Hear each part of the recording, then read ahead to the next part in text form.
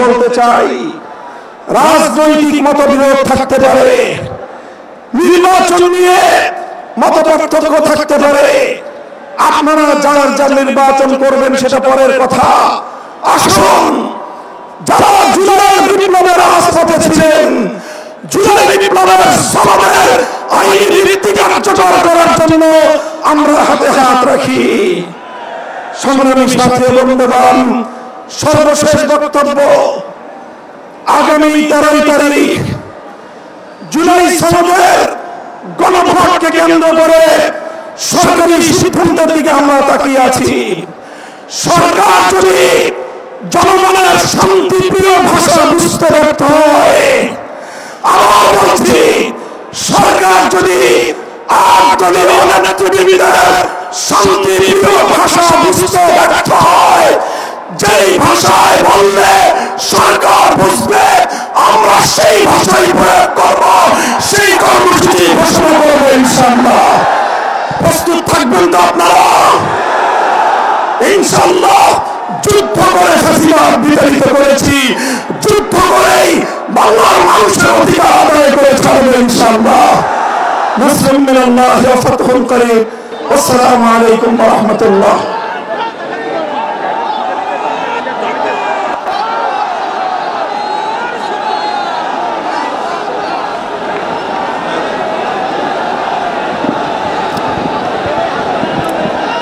সংগ্রামী ভাই এবং বন্ধুগণ, জুলাই সনদের আইনি ভিত্তিক আদেশ জারি, জাতীয় সংসদ নির্বাচনের পূর্বে গণভোট সহ 5 দফা দাবিতে 8 দলের উদ্যোগে আয়োজিত আজকের এই বিশাল জনসমুদ্রে এ পর্যায়ে প্রধান অতিথির বক্তব্য রাখবেন বাংলাদেশের মুক্তিকামী মানুষের প্রিয় নেতা, মানবিক নেতা, বাংলাদেশ জামাত ইসলামীর সংগ্রামী আমির জামাত ডক্টর শফিকুর রহমান। ডক্টর শফিকুর রহমান এখন এই বিশাল জনসমুদ্রে বক্তব্য রাখছেন। নারায়ে তাকবীর, নারায়ে তাকবীর।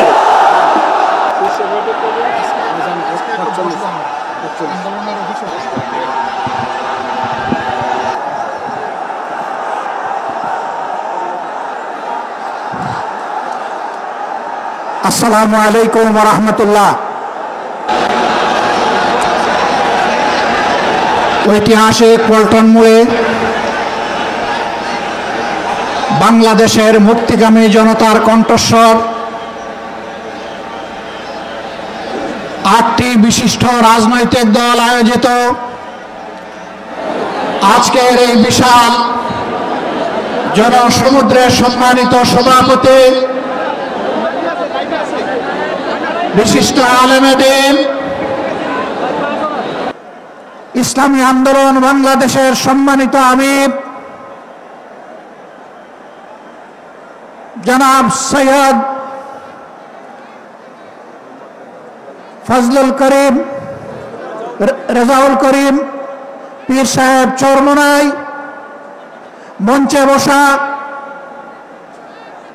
বন্ধু সংগঠন সমূহের সম্মানিত শীর্ষ নেতৃবৃন্দ, আজকের এই জনসমুদ্রে হাজির জুলাই বিপ্লবের সহযোদ্ধা সংগ্রামী সাথী এবং বন্ধুগণ, গণমাধ্যমের সম্মানিত বন্ধুগণ, আমরা মহান আল্লাহ তাআলার শুকরিয়া আদায় করছি। জুলাই বিপ্লবের মধ্য দিয়ে ফ্যাসিবাদের পতন হওয়ার কারণেই আজ পল্টন মোড়েও এই সমাবেশ অনুষ্ঠিত হতে পারছে। আলহামদুলিল্লাহ রাব্বিল আলামিন। প্রিয় দেশবাসী, আসরের নামাজের সময় আসন্ন হয়, আমি খুব সংক্ষেপে 2-1টি কথা বলেই সভাপতি সাহেবকে আমরা তার বক্তব্য প্রদান করার জন্য আহ্বান জানাবো ইনশাআল্লাহ। আমাদের দাবি খুব বেশি নয়, অস্পষ্ট নয়, দাবি কম, খুবই সুস্পষ্ট। 1 নম্বর দাবি হচ্ছে জুলাই বিপ্লবকে স্বীকৃতি দিতে হবে। যারা জুলাই বিপ্লব মানবেন না তাদের জন্য 26 সালে কোনো নির্বাচন নাই। 26-এর নির্বাচন দেখতে হলে আগে জুলাই বিপ্লবের স্বীকৃতি লাগবে। আর জুলাই বিপ্লবের স্বীকৃতি দিতে হলে জুলাই সনদের আইনি ভিত্তি দিতেই হবে। এই আইনি ভিত্তি ছাড়া কোনো নির্বাচন অনুষ্ঠান হওয়ার কোনো সম্ভাবনা নেই। কখন হবে আইনি ভিত্তির গোড়াপত্তন?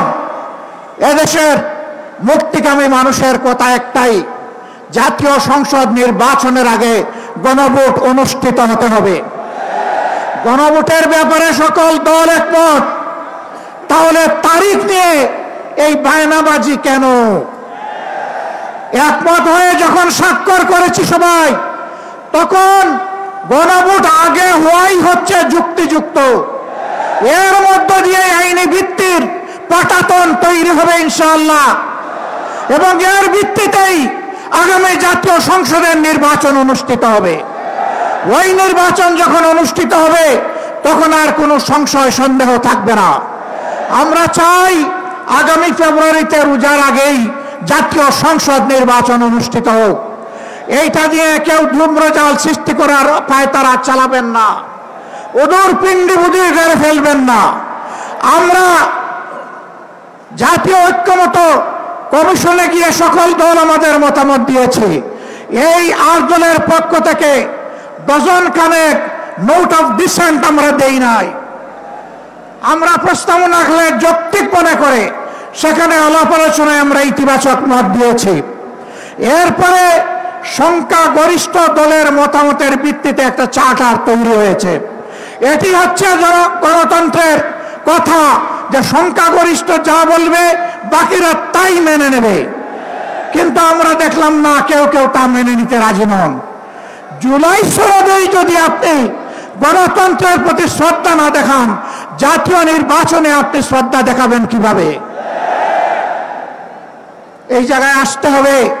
সকল বায়না ভুলে যান, জুলাই শহীদের রক্তের প্রতি সম্মান দেখান। জুলাইয়ে যারা লড়াই করেছে বুক কাট করে, যারা পঙ্গু আহত হয়ে এখনো দুঃখে দুঃখে কষ্ট করছে, মেহরবানি করে তাদের বুকের ভাষা বোঝার চেষ্টা করুন। আমার ভাই আল্লামা মামুনুল হক সাহেব বলেছেন, লড়াই করে ফেসিবাদ বিদায় করেছি, লড়াই করে জনগণের দাবি আদায় করব। আমি স্পষ্ট ভাষায় বলতে চাই, কোনো দলের নয়, জনতার বিজয় হবে ইনশাআল্লাহ।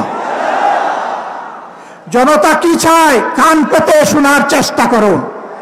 যদি এই ভাষা বুঝতে ব্যস্ত হন, তাহলে নিজের পরিণতির জন্য যে বুঝতে ব্যর্থ হবেন তাকে তৈরি থাকতে হবে। আমরা কথা দিচ্ছি বাংলাদেশের জনগণকে, আমাদের সহযোদ্ধারা আমাদের হাতে এনে মুক্তির প্রাথমিক পরিবেশটা উপহার দিয়েছে। আমরা জনগণের মুক্তি আদায় করেই গড়ে ফিরবো ইনশাআল্লাহ। আমরা ভদ্র ভাষায় কথা বলছি, ভদ্র ভাষায় কথা বলবো, কিন্তু আমাদের দাবির ব্যাপারে আমরা হিমালয়ের মতো নড় থাকবো। কারণ এই দাবি জনগণের দাবি, কোনো দলের দাবি নয়। এই দাবি বিপ্লবের দাবি, এই দাবি ফ্যাসিবাদের দাবি নয়। অতএব ফ্যাসিবাদের দাবির কাছে বাংলাদেশের জনগণ মাথা নত করবে না। তৈরি হন। যতক্ষণ পর্যন্ত জনগণের দাবি আদায় না হবে আমাদের আন্দোলন দুর্বার গতিতে চলতে থাকবে ইনশাআল্লাহ। আজ শীর্ষ নেতৃবৃন্দ এই মিটিং এর পরে আমরা মিলিত হচ্ছি। পরবর্তী কর্মসূচি যথা শীঘ্রই আপনারা জানতে পারবেন। সেই কর্মসূচি বাস্তবায়নের জন্য প্রস্তুতি নেওয়ার আহ্বান জানিয়ে এবং সরকারকে জনগণের ভাষা বুঝে অতি শীঘ্র গণভোট আগে দেওয়ার সিদ্ধান্ত নেওয়ার আহ্বান জানিয়ে আমার বক্তব্য এখানে শেষ করছি। আল্লাহ হাফেজ। বাংলাদেশ জিন্দাবাদ। আর দলীয় আজকের এই সমাবেশ জনগণের দাবি আদায়ের পাঠাতন হোক। আসসালামু আলাইকুম ওয়া রাহমাতুল্লাহ। সংগ্রামী জনতা, আজকের এই মহাসমুদ্রের সভাপতির বক্তব্য নিয়ে আসেন ইসলামী আন্দোলন বাংলাদেশের সংগ্রামী আমির, জাতীয় ঐক্যের অন্যতম রূপকার বাংলা অভিভাবক হযরত মাওলানা মুফতি সৈয়দ মোহাম্মদ রেজাউল করিম পীর সাহেব চরমনাই এখন সভাপতির বক্তব্য রাখবেন। নারা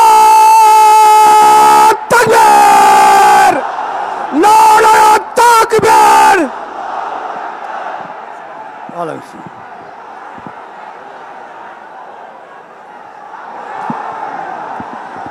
আসসালামু আলাইকুম ওয়া রাহমাতুল্লাহি ওয়া বারাকাতুহু। আলহামদুলিল্লাহ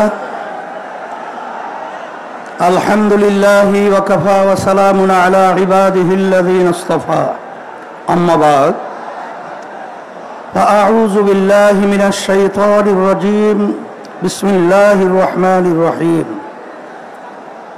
যাহারাল ফাসাদু ফিল বাররি ওয়াল বাহরি বিমা কাসাবাত আইদিন নাস। সাদাকাল্লাহুল আলিয়্যুল আযীম। সবাই দুরূদ শরীফ পড়ি। আল্লাহুম্মা সাল্লি আলা সাইয়্যিদিনা নাবিয়িনা ওয়া হাবিবিনা ওয়া মাওলানা মুহাম্মদ সাল্লাল্লাহু আলাইহি ওয়া আলা আলিহি ওয়া আসহাবিহি ওয়া বারাকা ওয়া সাল্লাম। শুকরিয়া আদায় করতেছি মহান রব্বুল আলামিনের দরবারে। রব্বুল আলামিন এই দেশের জনগণের ক্রান্তি লগ্নে আমরা আজকে একত্রিত হতে পেরেছি, শুকরিয়াতান বলি আলহামদুলিল্লাহ। আমাদের আজকে সমাবেশের মূল লক্ষ্য উদ্দেশ্য সম্পর্কে আমরা ইতিমধ্যে বিভিন্ন পর্যায়ের দায়িত্বশীলদের থেকে গুরুত্বপূর্ণ আলোচনা শুনেছি। আল্লাহ কবুল করলে আরও শুনব।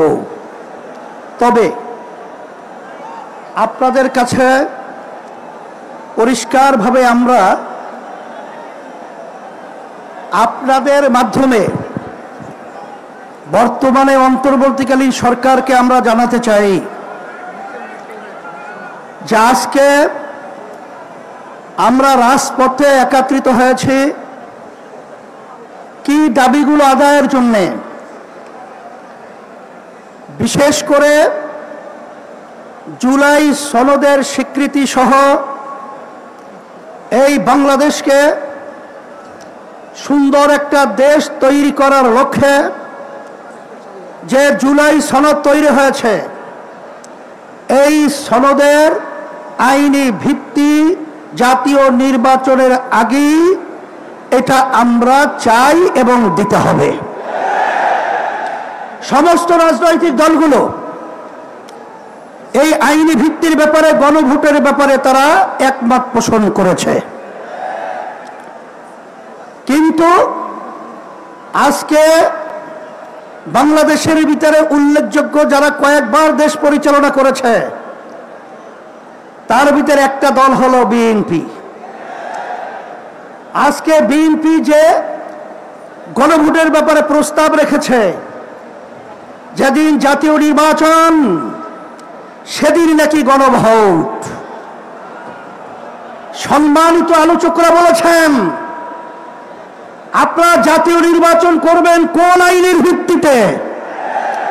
সেই আইনের ভিত্তি হলো জুলাই সনদ যখন আইনে ভিত্তি পাবে তখন জাতীয় নির্বাচন আইনি ভিত্তি তৈরি হবে, নাহলে সেটা অবৈধ নির্বাচন হবে।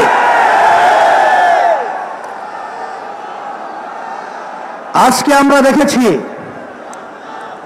সেই পল্টন, সেই মোড়ের মধ্যে সেই 2024 জুলাই এবং আগস্ট, যখন জুলাইয়ের 17 তারিখ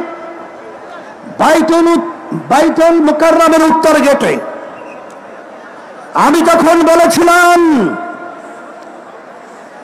যে আজকে আমাদের সন্তানদেরকে যেভাবে পাখির মতো গুলি করে রাস্তার ভিতরে আজকে লুটিয়ে দেওয়া হচ্ছে, আমি বাংলাদেশের সর্বশ্রেণীর ছাত্র জনতা, আলেম ওলামা, হাফেজ সহ সবাইকে আহ্বান জানিয়েছিলাম যে এখন আমাদের ঘরে বসে থাকার সুযোগ নেই, ঘরে বসে থাকার সময় নেই। আমরা আজকে রাস্তায় আসবো, ফ্যাসিস্টকে উৎখাত করব, বাংলার জমিন থেকে কারাগারের উপায়ে নিক্ষেপ করব। হয়েছে তাই, বাংলাদেশ মুক্ত হয়েছে। সেই হিসাবে আজকে আমরা দেখেছি দুই শ্রেণীর মানুষ এখন দুই মেরুতে অবস্থান করছে। এর ভিতরে এক শ্রেণীর মানুষ হলো যারা নাকি আমরা দেশ প্রেমিক, আর এক শ্রেণী হলো ক্ষমতা প্রেমিক। ফ্যাসিস্ট আওয়ামী লীগ সরকার তারা দেশ প্রেমিক ছিল না, তারা ছিল ক্ষমতা প্রেমিক। তারা কিন্তু এক পর্যায়ে আমাদের বাংলাদেশ থেকে পালিয়ে কাটাতার পার হয়ে ভারতে অবস্থান করছে। নব্য যারা ফ্যাসিস্ট হওয়ার চিন্তা করছেন, যারা গণভোট নিয়ে নির্বাচনের আগে দেওয়ার ব্যাপারে তালবাহানা করছেন, আমি তাদেরকে উদ্দেশ্য করে বলতে চাই, আজকে বাংলাদেশের ছাত্র জনতা সর্বশ্রেণীর মানুষ আজকে জুলাই ভিত্তিক আইনি সর্বপ্রথম চায়, তারপর জাতীয় নির্বাচন চায়। কিন্তু আপনারা যদি এই জুলাই সনদ আইনি ভিত্তি দেওয়ার ব্যাপারে দরিবসু করে থাকেন, আমাদের বাংলাদেশের তিন দিকে ভারতের কাঁটাতারের বেড়া, কিন্তু আপনারা পালাবেন কোথায়? আপনাদের জন্য অপেক্ষা করছেন সেই দক্ষিণে বঙ্গোপসাগর। এছাড়া কিন্তু আপনাদের পালাবার কোথাও জায়গা নেই। সেই হিসাবে সকলকে আহ্বান জানাবো, ভালো করে বুঝে নেন, জেনে নেন। অন্তর্বর্তীকালীন সরকারকে আমি অনুরোধ করছি, আমরা অনুরোধ করছি যে আপনারা যখন আমেরিকায় গেছিলেন তখন তিনটা উল্লেখযোগ্য দলকে সাথে নিয়ে গেছিলেন, জামাতে ইসলামী বাংলাদেশ, বিএনপি, এনসিপি। কথা ঠিক কিনা? তা আপনারা জাতীয় নির্বাচনের আগে গণভোট দিতে আপনারা কোন প্রক্রিয়া, কোন হিসাব লাগবে, অঙ্ক শিখাতে হবে। আজকে এনসিপিও চায় যে গণভোট আগে হবে, তারপর জাতীয় নির্বাচন হবে। জামাত ইসলামও চায় আগে গণভোট হবে, তারপর জাতীয় নির্বাচন হবে। শুধু একটা দল বিএনপি, তারা ভোট চায় কখন? জাতীয় নির্বাচনের দিন। বাংলাদেশের মানুষ বুঝে গেছে আপনাদের উদ্দেশ্য ভালো না। যদি আপনাদের উদ্দেশ্য ভালোই হয়ে থাকে, যেখানে আইনি ভিত্তির ব্যাপারে একমত আপনারা পোষণ করেছেন, সেখানে গণভোটে এত গড়িমসি কেন? এটা জাতির কাছে পরিষ্কার হয়ে গেছে। আমরা অন্তর্বর্তী সরকারকে বলবো, আমরা শান্তিপ্রিয়, বারবার রাস্তায় রোদ্রে আমাদেরকে পোড়াচ্ছেন, আপনারা পুড়িয়েছেন, আর কত রাস্তায় নামতে হবে? এরপরে পরামর্শ ভিত্তিক আমরা বাংলাদেশের সর্বস্তরের মানুষদের নিয়ে এমন কর্মসূচি ঘোষণা করব, আপনার গণভোট জাতীয় নির্বাচনের আগে দিতে বাধ্য হবেন, বাস্তব দাবি মানতে বাধ্য হবেন ইনশাআল্লাহ। সেই দিক থেকে আমাদেরকে ও পথে আপনারা হাঁটাবেন না, আমরা ও পথে হাঁটতে চাই না। আজকে জাতীয় সমাবেশের মাধ্যমে আপনাদেরকে আমরা বারবার অনুরোধ করছি, এরপরে যদি আপনাদের শুভবুদ্ধি উদয় না হয়, তাহলে কিন্তু পরবর্তীতে আমরা কঠিন কর্মসূচি দিতে বাধ্য হব ইনশাআল্লাহ। আপনারা যে এসেছেন, আপনাদের সকলকে আমাদের পক্ষ থেকে আন্তরিক ধন্যবাদ, মোবারকবাদ, এবং সাথে সাংবাদিক বন্ধুদেরকে ধন্যবাদ মোবারকবাদ জানিয়ে, প্রশাসন ভাইদেরকে আন্তরিক ধন্যবাদ মোবারক জানিয়ে আজকে আমার এখানে আলোচনা শেষ করছি। আল্লাহুম্মা আমিন। রব্বানা আতিনা ফিদ দুনিয়া, ইন্না লিল্লাহি ওয়া ইন্না ইলাইহি রাজিউন। আমাদের কোরআন শিক্ষা বোর্ডের নুরুল ফায়দি সাহেব ইন্তেকাল করছেন, আল্লাহ তাকে জান্নাতের আল্লাহ বাসুদেব কলকাতার ইসলামী আন্দোলন বাংলাদেশ প্রেসিডেন্ট, ইন্না লিল্লাহি ওয়া ইন্না ইলাইহি রাজিউন। আল্লাহ, আপনি তাকিয়ে দেখেন আমরা আজকে রাজপথে